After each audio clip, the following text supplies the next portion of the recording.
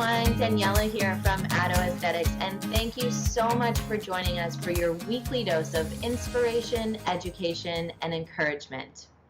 Today, I want to talk about one of the pathways that some estheticians choose to take in their career, and that is working as a product rep. So I have invited my friend Hannah to join us. Hannah is currently the strategic territory business manager. Congratulations on your promotion. But she is the strategic business territory manager for IS Clinical, one of my favorite skincare lines. And she's going to share with us her journey from going from a med spa to working in the field as a rep and now working as a senior territory business manager. So Hannah, thank you so much for joining us. Thank you for having me, Daniela. So I want to know, what that transition was like, because I think that there's a lot of kind of glamour and excitement and like, wow, what a cool job being a rep would be, which I think it is. But I think there's also a lot of misconception about what your day-to-day tasks are and what's expected. And so I'm hoping we can kind of pull back the curtains on that. So what was the primary differences for you, that transition period of working in a medical environment into actually being in the field? Well, luckily for me, the transition was very easy. I worked for one of the top medical spas in the Washington, D.C. area, so I did have an idea of what the market was like, who the Mm-hmm. competition was, and the top doctors in the area. I will say the biggest difference is actually going out and finding your business. When you're in a medical spa practice, it was coming to me either through advertisements or people knowing who our company was. Mm-hmm. So, or just picking up the phone and calling to see if someone wanted to schedule their Botox or laser treatments, to where now I had to go out there and find that business. So it was really just going out in the field and introducing myself, telling people about is clinical, just building that brand excitement. So that's one of the biggest differences is you are really just going out there and trying to build a name for yourself versus that company already having the name. So that can be a little bit scary for some estheticians, I think, because you have to really have a strong um, marketing background and kind of be a little bit fearless, because you probably hear no quite a bit. Is that right? You do hear no quite a bit, but that just means not right now. You never know when it's going to be a great opportunity to build business with that company, or they might be looking for a new brand. Mm-hmm. So many times I've met with people and they're like, we're happy with what we have, and I'll pop back in, and they're open to talking to me. And it could have been 2 or 3 years since I originally spoke with them. So you just never know when you're going to find that opportunity. And then the great thing is, the longer you're in the territory, the more referrals you get. So you're right, you Mm-hmm. do have to be fearless. You have to just be open to talking to people and be yourself. It really is just getting out there, passing out samples, and trying to get an appointment. So, what do you think was the biggest surprise for you? Think back to like when you were actually working in a med spa and then when you transitioned over, like what you thought the position was going to be like and then what it actually was. So, one of the biggest surprises for me, honestly, was how lonely it could be. Mm-hmm. You're out there on your own. I had worked for an office that we had all of these people, and every day I got to hear about their life and their kids and just share those stories and connect. So when you're out in the field, it's just yourself. So Mm-hmm. it's really just getting a whole new network of meeting other reps. And even just your other coworkers all over the country, and even attending networking events. So you don't have the luxury of going to an office every day. So it's important to really get out there to get to know other people and other offices. So that way, because when you're out on your own, that's when people start to doubt themselves, feel nervous. So I Mm-hmm. think it's important to build another social network that's different than what you're used to. Because otherwise it can get very lonely. Yeah, and I think that probably solo estheticians can relate to that, Yeah. because they're having to go through and especially if you worked in a spa previously and then decided to go solo, it's the life of the entrepreneur. You Hmm. certainly get that loneliness from time to time. So, do you think that that would be one of the biggest misconceptions of the job? Because I know that, when I was working at a medical spa, um, all of the girls thought, oh my gosh, like what a great job it would be to be a rep. You get to travel all the time. You get to see all the different accounts. But here you are saying, you hear no a lot, or you hear not right now a lot, and you get pretty lonely. So, do you? So I'd have to say one of the biggest misconceptions, because even though that, of course, you're lonely, you hear a lot of no's. There's a lot of great that happens on your own as a rep. Mm-hmm. But one of the biggest misconceptions that I always get when I do speak to other estheticians, that are like, I would love to be a rep. They all think that they're like, you're so lucky you get to work from home. And Yeah. it's not working from home, even though, yes, my office is my home, but I'm never in my office. I am out in the field pounding that pavement. Mm-hmm. So I think when people are like, you have the freedom, you get to build your own schedule, my schedule revolves around my clients. And I'll have booked back to back appointments that I can't be late for. So really just trying to come and, build your calendar around what their schedule is, what you can fit in. So even now, my friends, they'll be like, "Oh, can we go do happy hour? Are you ready at 3?" I'm like, "No, I'm working. I'm not working from home."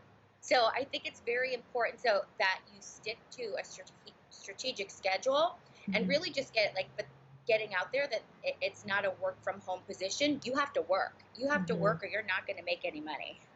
So how many, if you could kind of break down your schedule as to, when you're doing sales calls, when you're doing outreach, when you're meeting your clients, how many hours a week do you think, how does that break down?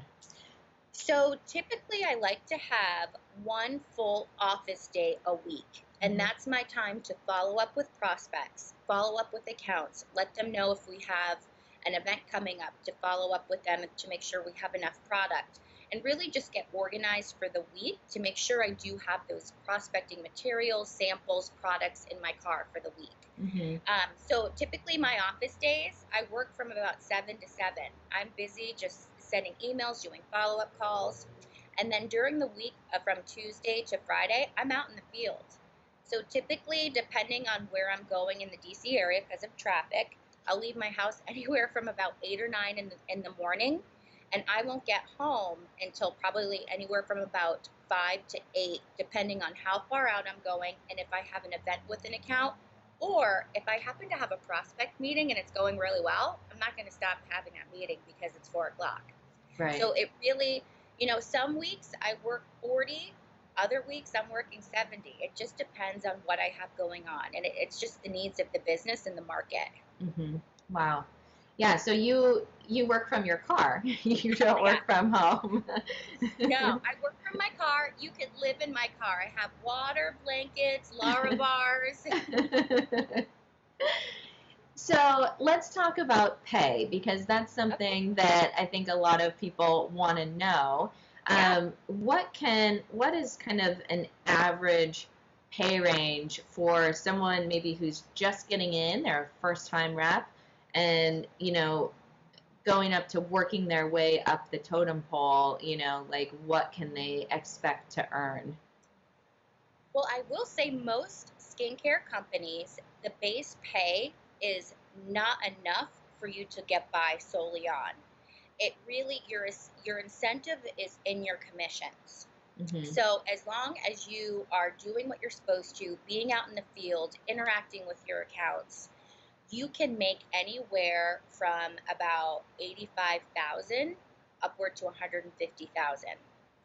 And it really is, building those relationships, following up on leads. If you have one week where you're lazy, that's going to follow through and see in your numbers. And even just with the amount of account interaction you have. But typically with a skincare rep, it is in that 6-figure range if you're a successful rep. And it takes probably, honestly, it takes about a year to a year and a half to truly get to that point.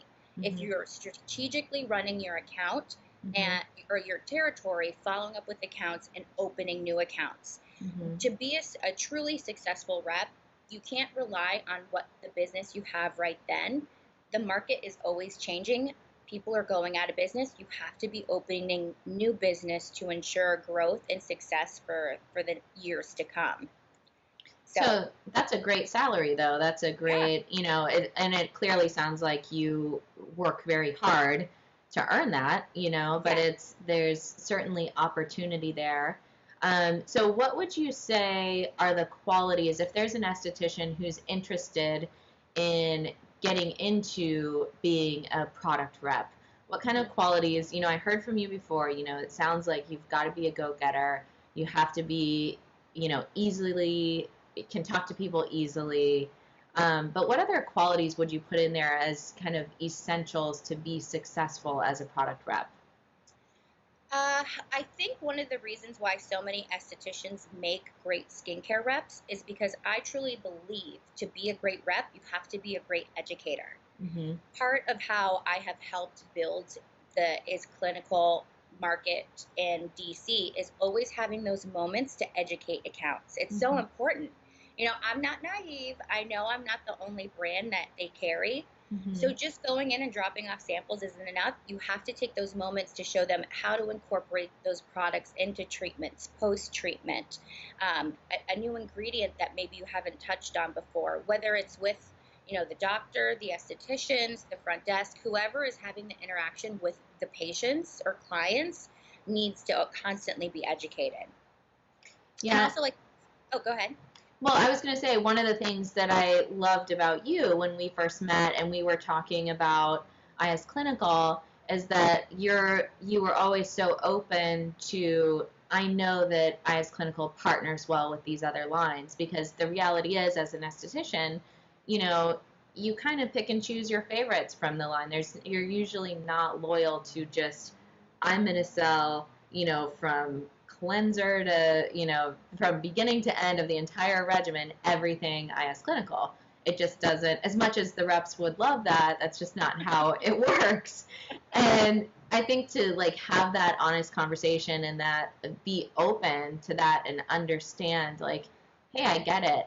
There's a lot of great lines out there. This is how we can work together with these other ones. I think that is much more of a real relationship, that you can create with the estheticians or with the physician or front desk, to just not expect them to only sell one line. So, Yeah, yeah. and that's how business is. And I think too, it's important for a great skincare rep to not only know about our brand, but how to pair with those other brands. So if you're Mm-hmm. using a retinol, what else of ours can benefit that they use in addition to that? Because sometimes they won't know. They'll just pigeonhole themselves into one routine to where if you really educate them on how you can incorporate the other brands, the Mm-hmm. patient outcome and retention is so much better. And that's where being an esthetician, as long as you're strong in sales, makes Yes, you a phenomenal rep because you have that, professional training. You understand the skin and ingredients. So, exactly. perfect. So, is there anything else that you'd like to add or any other piece of advice for estheticians who may be considering this path? Another thing that I think that, I always think of whenever I'm out in the field is that actions always speak louder than words. So if Mm-hmm. you say you're going to do something, take notes, write it down, and actually do it. And if you don't know the answer to a question, tell them that you don't know and find out. Because the moment you lie or don't follow through, they remember that and they tell other people. Mm-hmm. So just, take pride in your work, follow through with what you're going to say, and just really try to become that trusted advisor with those accounts and build those meaningful relationships. There's nothing more than I love is when an account comes to me and says, I listened to how you spoke about U serum and I, incorporated that into my treatment and I love the results. And even just how, and then they'll ask me my opinion on a certain laser. So that moment when they go to them and ask for your opinion about things outside of your Mm-hmm. brand or even ask for advice on how to build their business, that you have really become that great rep. Mm-hmm. So just be honest, be truthful, and just have fun. And then people will want to work with you. Very true. Wonderful advice. Well, Hannah, thank you so much for your time today. I think this is going to be a nice kind of jumping off point for a lot of estheticians who are interested in kind of going down that career path. So for any of you who are watching, if you want to learn more about IS Clinical, we've got links to their website in the blog post. Also, be sure to sign up for Is University. There's a link to that as well. They offer unbiased education. It's free. If you sign up, you also will get, and you complete your semester, you'll get 2 free products. It's a win-win deal for everyone in the industry, so be sure to check that out. And until next time, keep making the world a more beautiful place inside and out.